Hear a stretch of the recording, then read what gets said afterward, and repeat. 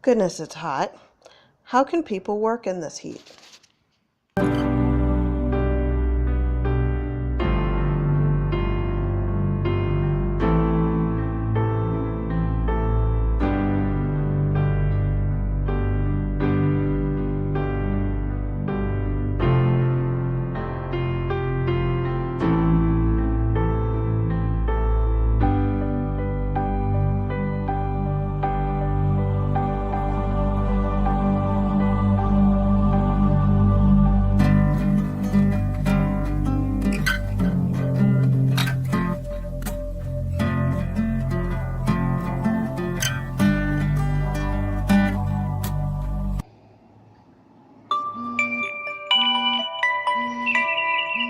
When you farm in Zone 11B, you have to get up early if you want to get all of your chores done before the heat of the day.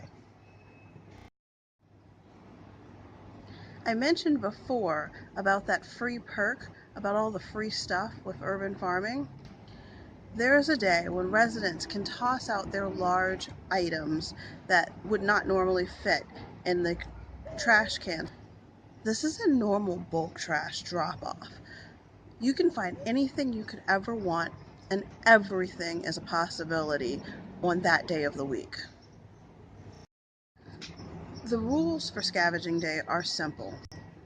Residents can toss out whatever they want at predetermined locations, but only 48 hours before pickup day.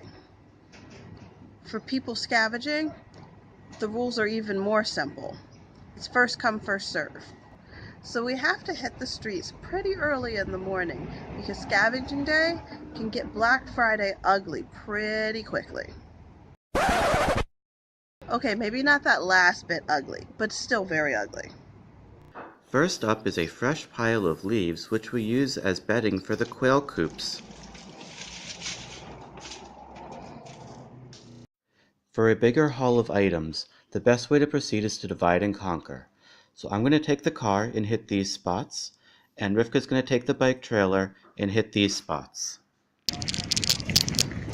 And we're off!